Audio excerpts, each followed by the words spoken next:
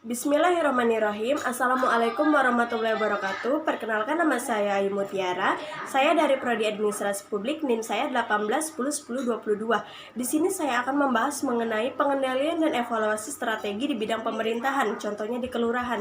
Nah, di sini saya akan membahas mengenai hal itu, dan di sini untuk memenuhi tugas mata kuliah Mensra atau Manajemen Strategi Sektor Publik untuk UAS. Terima kasih. Untuk selanjutnya kita akan melakukan review video sebagai berikut. Untuk tidak memperpanjang lagi, saya akan membahas mengenai materi yang bersangkutan mengenai pengendalian dan evaluasi strategi di bidang pemerintahan tersebut.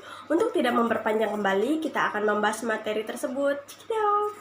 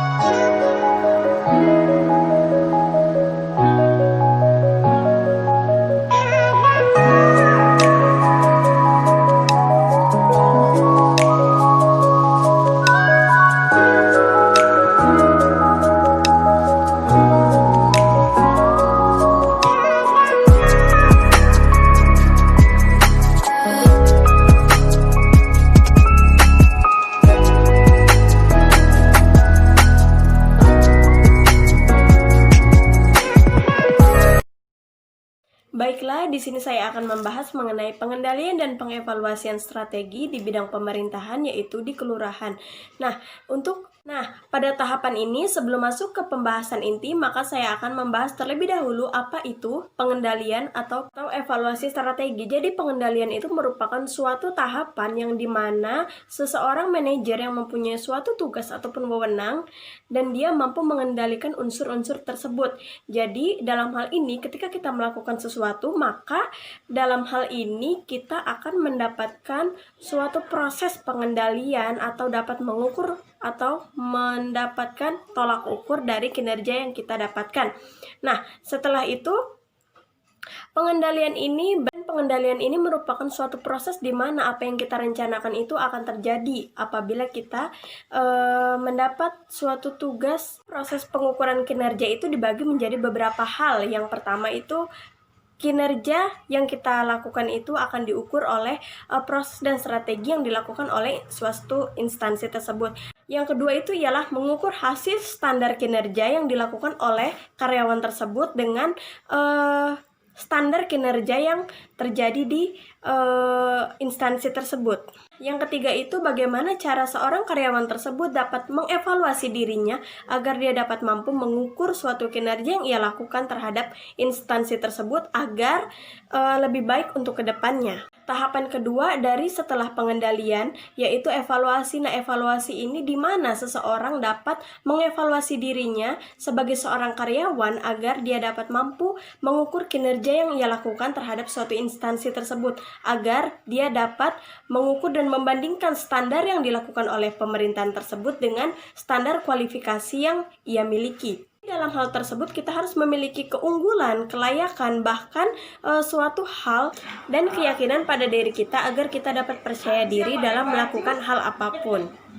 Pasti dalam pengevaluasian strategi ini pasti terdapat dan terjadi suatu kesalahan-kesalahan yang sering dilakukan oleh suatu karyawan ataupun staf yang berada di suatu instansi tersebut, sehingga hal ini dapat mencerminkan kualitas kerja yang mereka lakukan, sehingga perubahan tersebut akan sulit dan akan terhambat oleh dirinya sendiri. Yang pertama karena tidak adanya kualifikasi kerja yang baik, yang kedua karena tidak adanya keunggulan dari masing-masing sumber daya manusia tersebut, sehingga hal tersebut dapat menghambat suatu proses bagaimana perubahan itu dapat terjadi di suatu instansi agar instansi tersebut dapat memajukan dan memperluas ataupun dapat meningkatkan kinerja yang ia punya.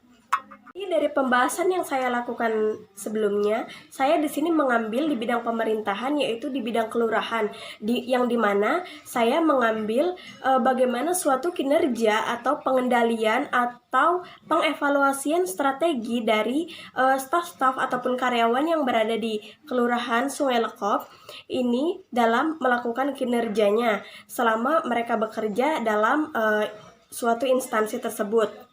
Mana pada tahapan ini saya melihat bagaimana proses staf-staf ataupun karyawan yang bekerja di kelurahan tersebut, mana mereka melayani konsumen untuk melakukan pelayanan pengadministrasian pada tahapan tingkat kelurahan. Maka seorang manajemen ataupun atasan dia memberikan pengendalian dan pengevaluasian terhadap staf-staf sesuai dengan standar otorisasi yang ada di instansi tersebut.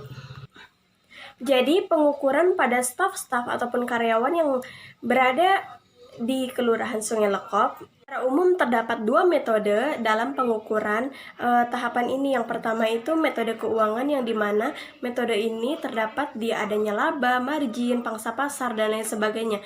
Nah, yang kedua itu metode produktivitas, yang dimana metode produktivitas ini mengukur bagaimana kinerja karyawannya terhadap apa yang ia lakukan di suatu instansi tersebut, agar hal tersebut dapat memajukan atau dapat mengendalikan suatu proses kinerja yang terjadi pada instansi tersebut. Jadi dalam hal ini produktivitas pelayanan ataupun hal-hal yang bersangkutan dengan itu sangat penting bagi masyarakat agar apa yang dilakukan oleh karyawan tersebut dapat berimbang baik dan berimbas baik impactnya terhadap masyarakat yang bersangkutan ketika mereka melakukan pelayanan pengadministrasian di bidang kelurahan tersebut, sehingga hal ini dapat menjamin kualitas mutu ataupun peningkatan kualitas mutu yang telah dievaluasi dari kantor tersebut, sehingga hal tersebut itu dapat menjamin atau mengkualifikasikan kantor tersebut menjadi kantor yang lebih baik. Kualitas pelayanan di bidang pengadministrasian di instansi kelurahan sangatlah penting. Kenapa? Karena hal tersebut dapat menjamin mutu dan kualitas peningkatan yang terjadi di kelurahan tersebut. Sehingga kenapa saya mengambil di bidang instansi kelurahan ini, pengendalian dan pengevaluasian strateginya, karena agar saya dapat melihat bagaimana pelayanan yang ada di kelurahan tersebut dan bagaimana mutu kerja dari karyawan-karyawan tersebut dan bagaimana proses atasan mereka mengendalikan karyawan-karyawan tersebut agar proses pengendaliannya dan proses kinerjanya baik serta menjadikan mutu kualitasnya itu tinggi, sehingga kita tidak perlu mendapatkan pelayanan yang buruk lagi ataupun hal-hal yang mengecewakan nantinya buat masyarakat sebelumnya. Ketika pemerintahan pusat telah memberikan atau menetapkan kewenangan yang ditaktor kepada instansi tersebut, maka mereka telah menetapkan bagaimana aturan-aturan yang terjadi di kelurahan tersebut, sehingga aturan itu dapat dijalankan oleh atasannya maupun bawahannya, sehingga mereka dapat meningkatkan kualitas dan memajukan bagaimana sistem pelayanan yang ada di kelurahan tersebut, sehingga banyak masyarakat yang puas akan pelayanan yang ada di kelurahan tersebut. Kadang banyak sekali hal-hal yang menjadi penghambat dalam suatu pengevaluasian yang terjadi di bidang pemerintahan, sehingga hal ini dapat menurunkan kualitas yang terjadi instansi tersebut kepada bawahannya dan berimpak kepada bawahannya. Mungkin segitu saja penjelasan dari saya. Apabila ada salah kata dari saya mohon maaf. Apabila tutur kata saya yang kurang berkenan, saya mohon maaf. Saya akhiri dengan wabillahi taufik wal hidayah. Wassalamualaikum warahmatullahi wabarakatuh.